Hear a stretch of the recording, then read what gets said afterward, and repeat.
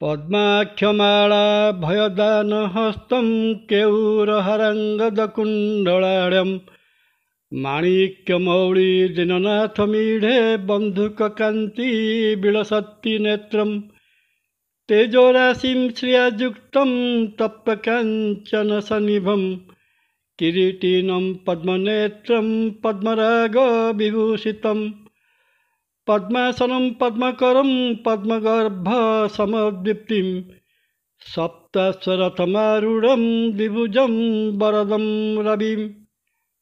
घटिबाकु जाउछि वर्षर द्वितीय तथा शेष सूर्य उपराग बा सूर्य ग्रहण चलित 2024 मसीहा अक्टोबर मास 2 तारिख बुधवार दिन सूर्यदेवंकर यही ग्रहण कन्या राशि हस्ता नक्षत्र रे संघटित हेब।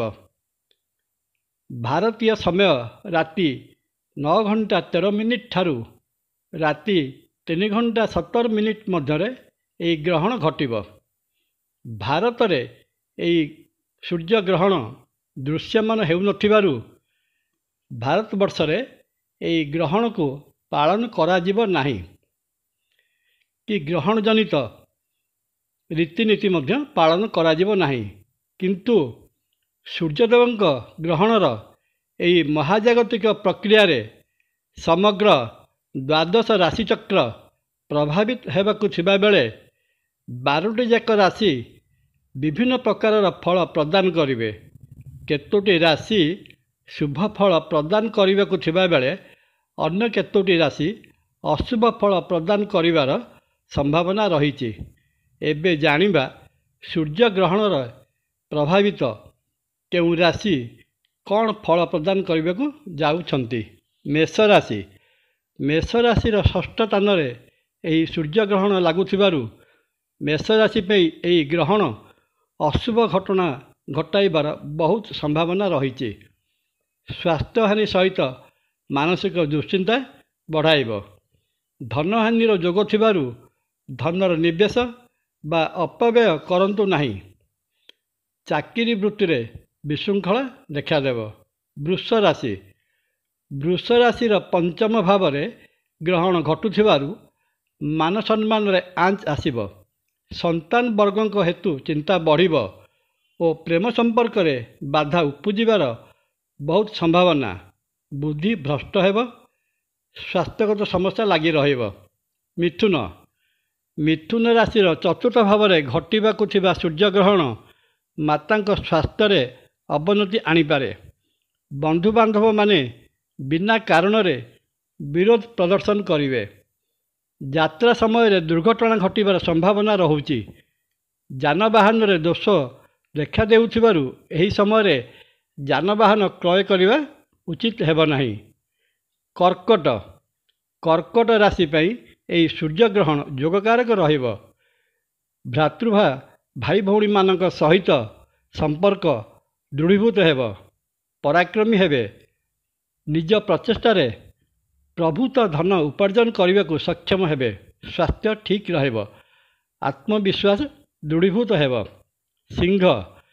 सिंह राशि द्वितीय भाव में घटुथिबा ग्रहण सिंह राशि पई धन हानि कराइब। क्रोधयुक्त कथा कहवा द्वारा अन्यमानक पाखरे अप्रिय हेबे। पारिवारिक कलहर सम्मुखीन होई पारंती। स्वास्थ्य समस्या देखादेवा सहित पुराना रोगर प्रादुर्भाव बढ़ी जाई पारे। कन्या राशि। कन्या राशि रे सूर्यग्रहण घटुथिबारु एवं हस्ता नक्षत्र रे घटुथिबारु कन्या राशि व्यक्तिंकर व्यक्तित्व रे आंच आसिब। संघर्षमय समय सहित सामना करने को पड़ पारे। शरीर असुस्थ रहिबा सहित स्नायुविक दुर्बलता और मानसिक दुर्बलता देखाजिब।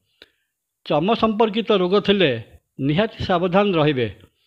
धन प्राप्तिर सामान्य सुजोग आसीपारे। तुला राशि। तुला राशि व्यय भाव में यही ग्रहण घटुथिबारु आकस्मिक खर्चर संभावना। अपव्यय हेब। यात्रा दुर्घटना और यात्रा असफल रहिब। द्वादश भाव में सूर्य ग्रहण घटुथिबारु ଶଯ୍ୟା ସୁଖରେ ହାନି ଘଟାଇବା ସହିତ ସ୍ୱାସ୍ଥ୍ୟଗତ ସମସ୍ୟା ପ୍ରଦାନ କରିବ। ନିଦ ଠିକ୍ ଭାବରେ ନ ହେବାର ବହୁତ ସମ୍ଭାବନା। ସିନେମା ବା ଯାତ୍ରା ଜଗତରେ ସମ୍ପୃକ୍ତ ବ୍ୟକ୍ତିବିଶେଷ କିଛି ସାମାନ୍ୟ ଶୁଭଫଳ ଆଶା କରିପାରନ୍ତି। ବିଛା ରାଶି। ବିଛା ରାଶିର ଏକାଦଶ ବା ଆୟ ଭାବରେ ଗ୍ରହଣ ଘଟୁଥିବାରୁ ବିଛା ରାଶି ବ୍ୟକ୍ତିଙ୍କର ଆୟରେ ବୃଦ୍ଧି ଘଟିବ।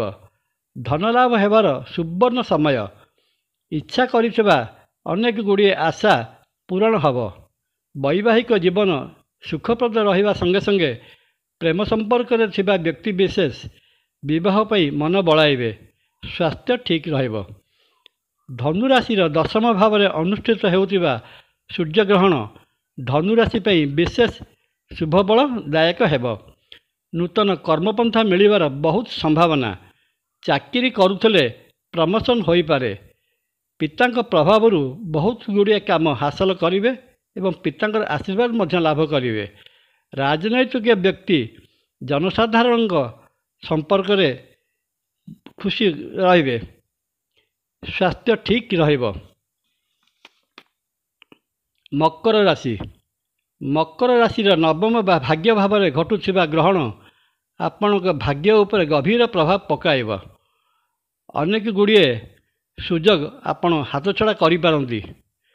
ପ୍ରେମ ବା ବୈବାହିକ ଜୀବନରେ ବିଭ୍ରାଟ ଦେଖାଯିବ। ସନ୍ତାନ ହେତୁକ ଚିନ୍ତା ରହିବ। ସ୍ୱାସ୍ଥ୍ୟ ପ୍ରତି ସତର୍କ ରହିବେ, ନଚେତ୍ ସ୍ୱାସ୍ଥ୍ୟହାନିର ସମ୍ଭାବନା ରହୁଛି। କୁମ୍ଭ ରାଶି। କୁମ୍ଭ ରାଶିର ଅଷ୍ଟମ ଭାବରେ ଅନୁଷ୍ଠିତ ଏହି ସୂର୍ଯ୍ୟଗ୍ରହଣ କୁମ୍ଭ ରାଶି ପାଇଁ ଆଦୌ ଶୁଭଙ୍କର ନୁହେଁ। ଏହି ସମୟରେ ଆପଣଙ୍କର ପାରିବାରିକ ଅଶାନ୍ତି ଦେଖା ଦେଇପାରେ। ସ୍ୱାସ୍ଥ୍ୟହାନିର ସମ୍ଭାବନା। ଶିକ୍ଷା ପ୍ରତି ମନୋନିବେଶ ନ କରିପାରନ୍ତି ଏବଂ ଯାତ୍ରା କରିବା ଠିକ୍ ହେବ ନାହିଁ। ଏହି ସମୟରେ ଆପଣ ନିଜର ସ୍ୱାସ୍ଥ୍ୟର ଯତ୍ନ ନିଅନ୍ତୁ। ମୀନ ରାଶି। ମୀନ ରାଶି ବ୍ୟକ୍ତିବିଶେଷଙ୍କ ପାଇଁ ଏହି ସୂର୍ଯ୍ୟଗ୍ରହଣ ସମୟଟି ବିଶେଷ ଅଶୁଭ ଫଳ ନଦେଲେ ମଧ୍ୟ ବିଶେଷ ଶୁଭ ଫଳ ନ ଦେବାର ବହୁତ ସମ୍ଭାବନା। ଅର୍ଥାତ୍ ଇଏ ସାମାନ୍ୟ ମିଶାମିଶି ଫଳ ଦେବ। ଏହି ସମୟରେ ବୈବାହିକ ପ୍ରସ୍ତାବ ଆସି ବୈବାହିକ ପ୍ରସ୍ତାବ ସ୍ଥିରୀକୃତ ହେବାର ବି ସମ୍ଭାବନା ରହୁଛି। କିନ୍ତୁ ଯାତ୍ରାରେ ଦୁର୍ଘଟଣାର ସମ୍ଭାବନା ଥିବାରୁ ଯାତ୍ରା ଦେଖି ଚାହିଁ କରିବେ। ମିତ୍ରମାନଙ୍କ ସହିତ ମନମାଳିନ୍ୟର ସମ୍ଭାବନା ଏବଂ ବ୍ୟବସାୟରେ ଆପଣଙ୍କର ବହୁତ ଅସୁବିଧା ବା ବ୍ୟବସାୟ ସ୍ଥଳରେ କର୍ମକ୍ଷେତ୍ରରେ ଆପଣ ବହୁ ଅସୁବିଧାର ସମ୍ମୁଖୀନ ହୋଇପାରନ୍ତି। ସାମାନ୍ୟ ଧନଲାଭ ହୋଇପାରେ। ସ୍ୱାସ୍ଥ୍ୟ ପ୍ରତି ସଜାଗ ରହନ୍ତୁ। ଏହି ସୂର୍ଯ୍ୟଗ୍ରହଣର ବିଶେଷ ଶୁଭ ଫଳ ପାଇବା ନିମନ୍ତେ ଆସନ୍ତା 3 ତାରିଖ ଦିନ ପ୍ରାତଃ ସମୟରେ ସ୍ନାନ ସାରି ସୂର୍ଯ୍ୟଦେବଙ୍କୁ ଅର୍ଘ୍ୟ ପ୍ରଦାନ, ବ୍ରାହ୍ମଣ ଓ ଜ୍ୟୋତିଷଙ୍କୁ ଦାନ ଦକ୍ଷିଣା ଏବଂ ସର୍ବୋପରି ଦେବଦର୍ଶନରେ ଆପଣଙ୍କର ବହୁତ ଗୁଡ଼ିଏ ଶୁଭ ଫଳ ଆପଣ ପାଇପାରନ୍ତି। ଅଶୁଭ ଫଳ ମଧ୍ୟ କଟିଯାଇପାରେ। ଜୟ ଜଗନ୍ନାଥ। ନମସ୍କାର। ଭିଡ଼ିଓଟି ଭଲ ଲାଗିଲେ ସବସ୍କ୍ରାଇବ୍ ଓ ସେୟାର ଏବଂ ଲାଇକ୍ କରିବା ପାଇଁ ଅନୁରୋଧ। ନମସ୍କାର। ତପନ।